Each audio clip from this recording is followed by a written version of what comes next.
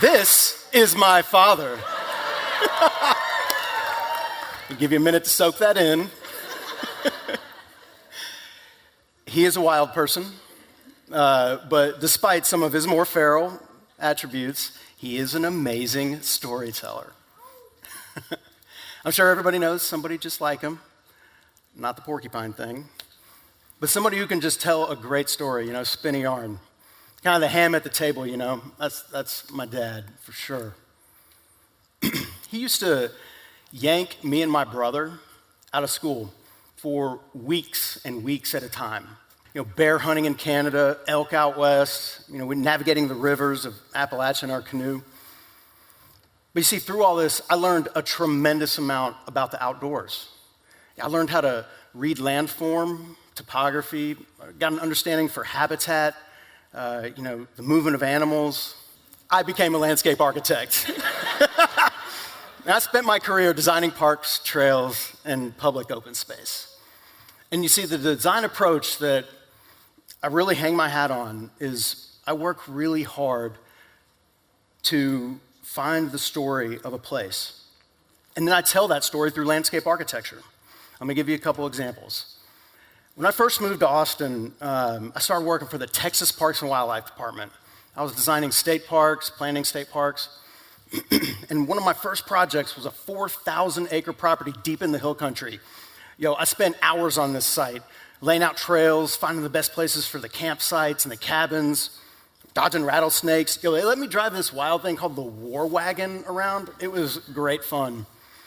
The problem was we kept finding all these archaeological resources right where I had designed the cabins and the campsites. And that's cool, because we were finding these 10,000-year-old Clovis points, piles of them. But it was going to lead to some project delays. So I walk into my boss's office, and I'm kind of frustrated, and I'm telling him about it. And he says, whoa. It just means you're doing good design work. What? Good design work? We got all these project delays. And he's like, no, listen. People 10,000 years ago, they liked the same stuff we like today. We like being near water, or being up on an overlook, or being just inside of a tree line so we feel protected, but can still see out in the field. He said, you're just finding the places that feel good to us as human beings. Somebody found them 10,000 years before me. But it made me realize something. There's places in the outdoors that we cannot help but feel a connection to. I just had to keep finding them. So look, let's go up to San Gabriel Park in the city of Georgetown. This is Georgetown's crown jewel park, historic, from everything from C3's new Two-Step In Festival to, the historic nature of the park to endangered salamanders. It's kind of like the Zilker of Georgetown. And like Zilker, it's a beloved park, but it become kind of well-worn over the years. And so when I was hired to do a full reimagining of this park, a full redesign, it was really important to my design team that we not lose sight of the historic nature of this park. It's pioneer days roots. So we started to tell that story in the bathroom. We use this architectural form of the dog trot style house. It's got this central breezeway that allows movement of air, keeps everything cool in the summer. My amazing architect, Clayton Corti, came up with this fantastic design, but something was still kind of bothering us, There was a long history of this site before the pioneer days.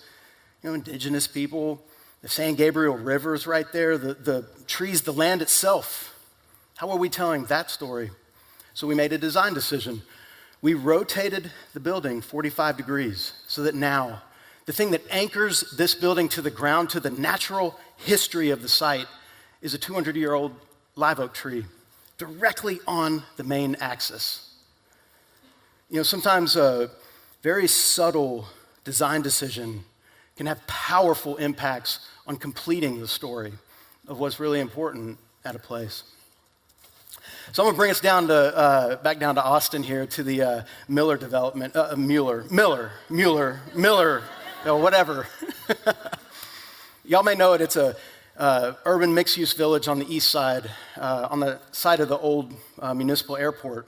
My firm, RVI, has been the master landscape architect for this entire development. And under my predecessor, Barbara Austin, under her leadership, we imagined this string of greenways that would just surround the entire development and act as the front yard for the community. It is a real dense development. It's like nobody really has a big yard in this development. So these greenway parks would serve that role. A place to meet your neighbors, throw a ball with your kid, go for your morning walk. And then we thought, well, what about in the lower greenways, we would do a blackland prairie restoration. It'd be teeming with tall native grasses and wildflowers.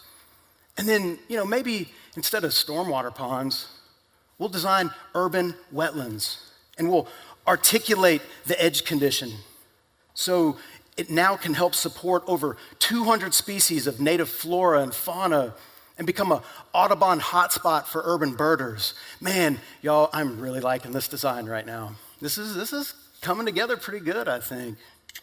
Yeah. But people might get skeptical, like a tall grass prairie for your front yard.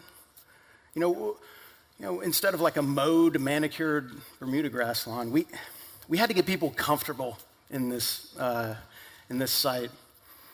Well, nothing says I can feel comfortable here than a 25-foot tall Texas field spider.